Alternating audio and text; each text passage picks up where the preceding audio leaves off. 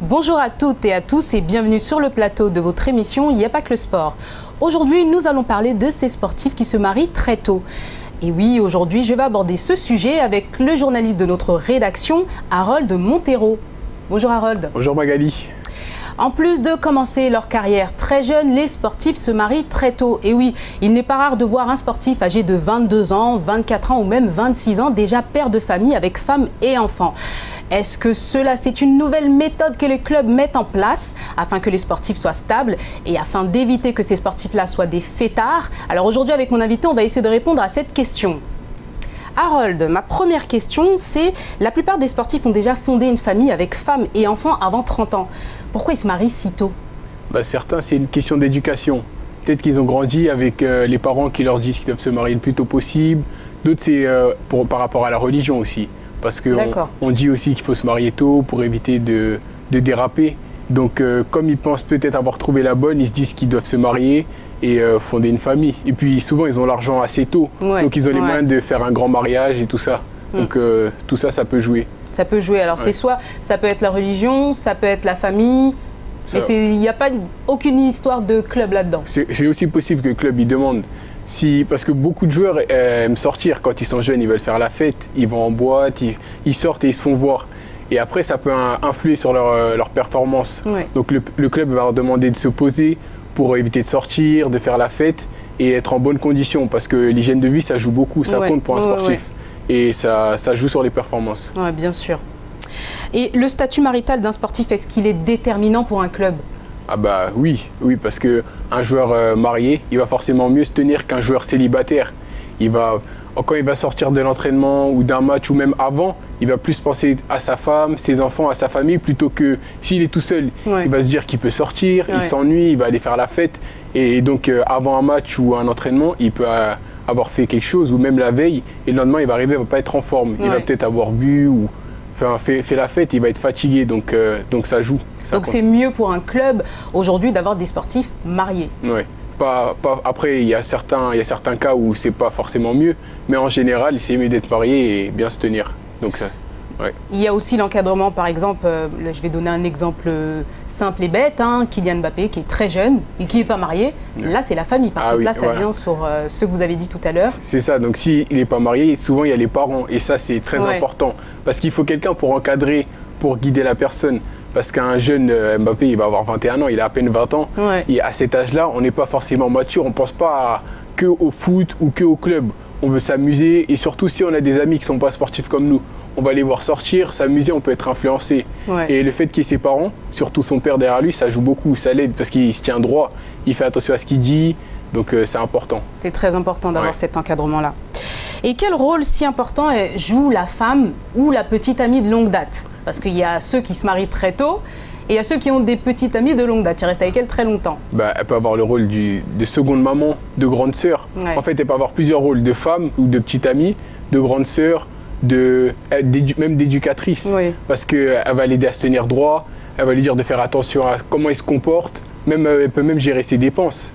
Donc la femme ou petite amie, elle est très importante pour le sportif. Elle peut l'aider aussi. Parce qu'elle l'encadre et elle peut aussi le pousser vers le bon chemin et surtout avoir de meilleures performances aussi. Et même elle peut l'aider mentalement. S'il n'est pas bien, s'il a une blessure ou s'il est en froid avec quelqu'un, en fait elle est toujours là. Elle vit avec lui. Et c'est la personne en qui il peut avoir le plus confiance parce qu'il s'aime. Donc elle est très importante, c'est la personne qui compte le plus. Qui compte le plus, donc c'est pour ça que c'est vraiment important d'en avoir une bonne à ses côtés. C'est ça. Et est-ce qu'un bon sportif doit être marié ? Doit être marié ? Pas forcément. Ça peut, il peut l'être, si vraiment il le veut. Parce que certains peuvent être mariés, mais ils vont se comporter comme des célibataires. Donc un bon sportif peut être marié, mais il ne doit pas l'être juste pour être marié. S'il est marié, il doit bien se comporter et se tenir droit. Il doit vraiment se marier parce qu'il le veut. C'est ça. Parce qu'on a aujourd'hui, par exemple, un exemple, CR7, Cristiano Ronaldo, qui n'est pas marié, pas du tout. Mais qui pourtant, c'est un performant, il a un mental d'acier. Donc ça prouve qu'on n'est pas forcément obligé d'être marié. C'est ça. Bah, Messi non plus, il s'est marié tard, après, oui. mais il était déjà au top de sa carrière, donc forcément le mariage c'est pas obligatoire. Après on a certains joueurs qui sont mariés, comme on peut prendre Marquinhos ou Lucas, ils sont moins forts, mais ça va, ils n'ont pas une mauvaise carrière. Et il y a d'autres sportifs comme on peut prendre Pogba, qui n'est pas marié non plus, mais il a une petite amie, mais il a une bonne carrière, donc ça dépend.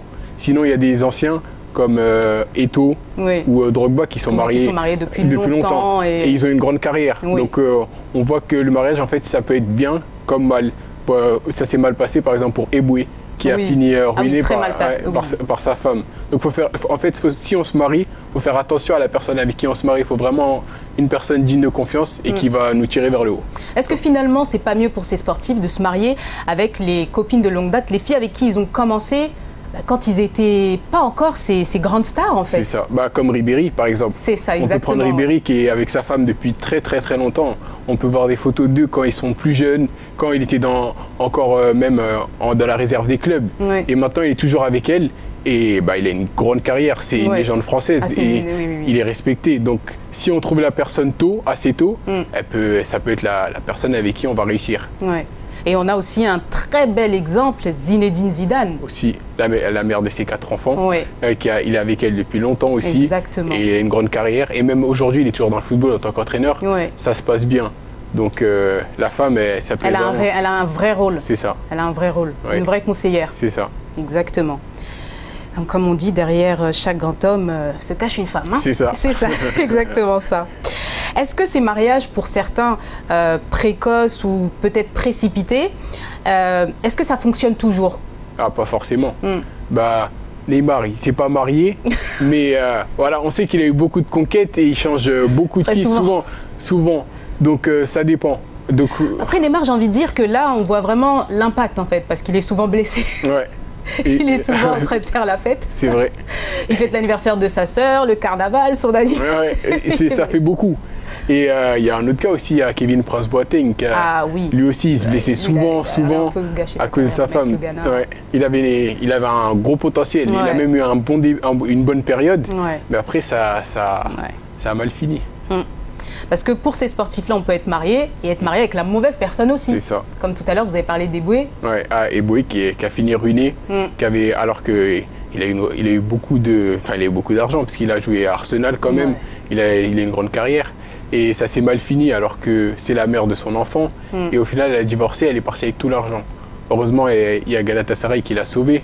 Mais ça peut finir en bien comme en mal. Tout dépend de la personne avec qui on... Tout dépend de la personne. Donc il faut vraiment faire attention avec qui on se marie. Ça, de toute façon, je pense que ça vaut un peu pour tout le monde. Tout le monde, un monsieur et madame tout le monde, je pense que ça vaut pour tout le monde. Alors finalement, est-ce que c'est vraiment une solution pour ces sportifs de se marier si tôt? Ça peut l'être, mais à condition que ça se passe bien. Il y a aussi l'exemple de McGregor, qui avec sa femme, qui même avait plus d'argent que lui quand il n'était pas connu, il était en bas, on ne le connaissait pas, elle l'aidait, elle était toujours derrière lui, il le dit, ils avaient du mal, parfois ils n'arrivaient pas à finir le mois, mais elle a toujours été là, elle l'a poussé, et au final, là il est avec elle toujours, même maintenant qu'il est millionnaire, on peut dire, il a beaucoup d'argent, et il a réussi parce qu'elle était derrière lui, elle l'a poussé, et ils sont ensemble depuis longtemps. Donc si ça se passe bien, au final, la femme, elle est plus importante. Et je crois que chez les footballeurs, il y a aussi Alphonse Areola, si je ne me trompe pas, qui lui, sa femme aussi, elle vient d'une famille quand même très aisée et elle était plus riche que lui au début. Donc, et ça ne l'a pas dérangé d'être avec lui alors que rien n'était dit qu'il allait avoir une grande carrière, qu'il allait être au PSG aujourd'hui, donc ça peut être bien. Et avant de finir cette émission, est-ce que la solution, c'est peut-être aussi de faire en sorte que sa compagne trouve aussi une activité, un peu comme David Beckham et sa femme? Parce que finalement, David Beckham, il avait trouvé un peu la solution. Sa femme, elle avait son activité, lui, son activité, elle l'épaulait. Il a eu une belle carrière aussi. En fait, je pense même que c'est mieux. Plutôt que tout l'argent vienne du mari et que la femme soit dépendante de lui. Il peut peut-être même y avoir un vice chez la femme qui va voir qu'elle va avoir de l'argent sans rien faire. Et elle n'aura pas le même état d'esprit, elle peut peut-être vouloir le pousser, mais ce sera dans son intérêt à elle. Alors que si elle a son propre argent et que lui aussi, elle va se dire faut qu'il réussisse pour lui et pour nous. Et donc ça va aider. Donc le mieux, je pense, c'est qu'elle ait une activité, même si elle travaille, on va dire, pour lui. Si elle le gère, ses réseaux sociaux, ses sorties, ses publicités, si elle est même son agent, tant qu'elle fait quelque chose où elle est indépendante, ça peut aider, ça peut les aider, ça peut être mieux pour le sportif. Pour le sportif. Oui. Eh ben, merci Harold de m'avoir accompagné aujourd'hui. Merci pour l'invitation. De rien. Pour ce sujet, écoutez, ce qu'il en ressort de ce thème en tout cas, c'est que les sportifs, la meilleure chose est de se mettre très tôt. On ne va pas dire que c'est un conseil, c'est un constat. Les sportifs qui ont commencé très tôt avec des filles qu'ils connaissaient depuis longtemps ont eu de très bonnes et très belles carrières et ils ont été conseillés et épaulés. Alors on espère pour vous, sportifs de tout sport confondu, que vous allez être accompagnés et en même temps par la famille et par ces femmes que vous allez aimer, qui vont vous pousser à être les meilleurs dans votre catégorie. Merci à vous de nous avoir suivis. N'hésitez pas à laisser quelques commentaires sur l'ensemble de nos réseaux sociaux. Et puis nous, on se donne rendez-vous pour une prochaine émission. À très vite.